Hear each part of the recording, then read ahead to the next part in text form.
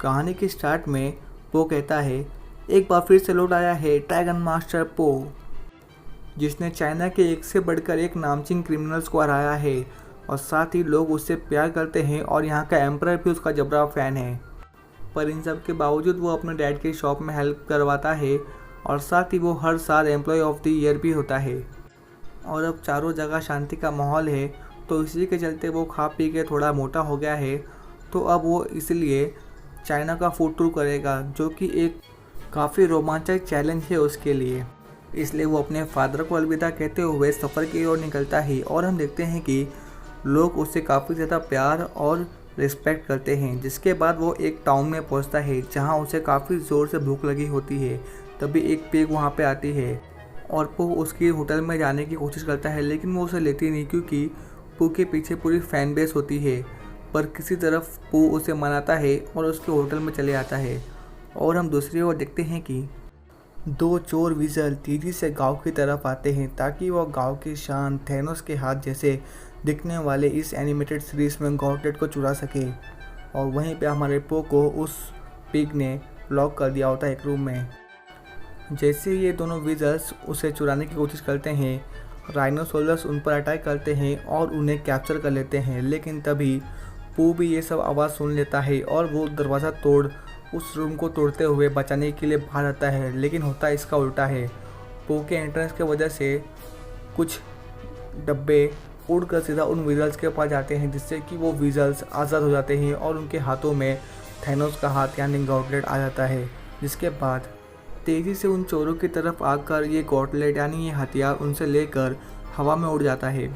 और पो जब आसमान से नीचे आ रहा होता है तब उसने अपने हाथ में गॉटलेट यानी थैनोस का हाथ पहना होता है। और जब जैसे ही वो लैंड करता है तब वो एक पंच मारता है, जिससे कि पूरा टाउन बर्बाद हो जाता है। और साथ ही में वो विज़ल्स उसके हाथ से वो गॉटलेट छीन लेते हैं। लेकिन उस छीना झपटी में उस गॉटलेट का एक अंगूठा अलग हो जाता है। जिसके बाद पू उन विज़ल्स का पीछा करता है जहाँ वो देखता है कि उनकी एक और पार्टनर है।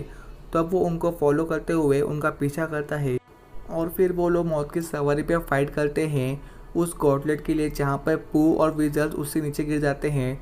तो वहीं पे वो अननोन एनिमल यानी वो जो भी मास्टर है वो बच जाता है। अब इसी के छीना झपटी में पू और विज़ल्स एक दूसरे पर अटैक करते हैं और फाइनली विज़ल्स पू से वो गॉटलेट छीन लेते हैं। जिसके बाद पांडा यानी अपना पो पहाड़ की चोटी पर लटका हुआ होता है।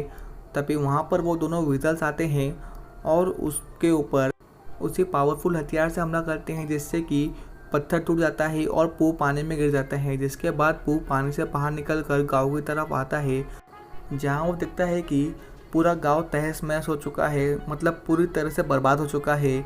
और जो भी गांव के लोग उससे प्यार करते थे, उसकी रिस्पेक्ट करते थे, अब वो उससे नफरत करते हैं और कहते हैं कि चले जाओ यहाँ से।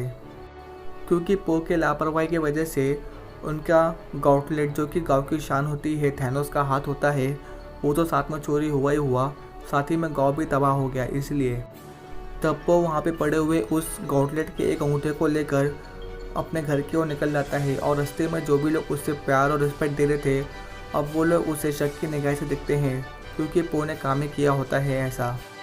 घर आकर उसे पता चलता है कि एम्परर ने उससे उसका ड्रैगन मास्टर का टाइटल भी छीन लिया है।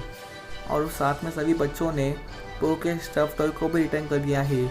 और ये सब सुनने के बाद पो को काफ़ी ज़्यादा बुरा लगता है, क्योंकि ये सब उसकी शान और जान थी, बट अब उसके हाथ में कुछ नहीं रहा। तभी वहाँ पे वो मिस्टीरियस नाइट यानी वो भालू आता है, जिसने पो और विज़ल्स के लड़ाई के बीच आकर इंटरप्ट किया था। और पो उससे पूछता है कि तुम कौन हो।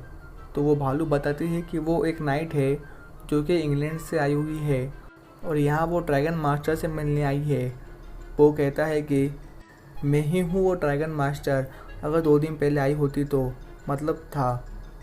तो वो नाइट कहती है, तुम जिसने वो पूरे गांव को बर्बाद कर दिया और साथ ही में गॉटलेट को उन खतरनाक क्रिमिनल्स क्लाउस और वुरनगा को दे दिया, और क्वीन ने मुझे यहाँ पर उन्हें पकड़ने के लिए भेजा है। ये सुनकर पो भी तुरंत कहता है कि मैं भी तुम्हारे साथ चलूँगा ताकि मैं उनको पकड़कर अपनी खोई हुई इज्जत को पा सकूँ। नाइट उसे गुस्से में बात करते हुए कहती है कि नहीं, मैंने तुम्हारा कारनामा देख लिया है। तब वो उसे बताता है कि मेरे पास उस गॉटलेट का थंब है और साथ ही में चाइना बहुत बड़ा है, तो तुम्हें मेरी ज़रूरत पड़ेगी। जिसके बाद वो नाइट मान जाती है और कहती है कि ठीक है, सवेर होते ही हम निकल जाएंगे और मैं उस पेड़ के पास आराम कर रही हूँ। तब रात भर पो सो नहीं पाता और जैसे ही सुबह होती है वो तुरंत अपना बैग पैक करके उस पेड़ के पास जाता है जहाँ पर नाइट होती है, लेकिन नाइट वहाँ से गायब हो गई होती है। तब वो जोर से चिल्लाता हुआ कहता है, ओ नहीं। और तब उसका फादर कहता है, क्या हुआ पो? वो कहता है कि कुछ नहीं, बस अपनी खोई हुई इज्जत को वापस लाने आ रहा हूँ। और इसके बाद यहाँ पे फर्स्ट एपिसोड का एंड होता है। सो गाइस, कैसा लगा आपको मेरा ये एक्सप्लेनेशन कुंग फू पांडा द टाइगर नाइट का सीज़न 1 का एपिसोड 1? होप सो आपको अच्छा लगे। इसके बाद के सारे एपिसोड लेके आऊँगा, ये मेरी पूरी कोशिश होगी। Thank you.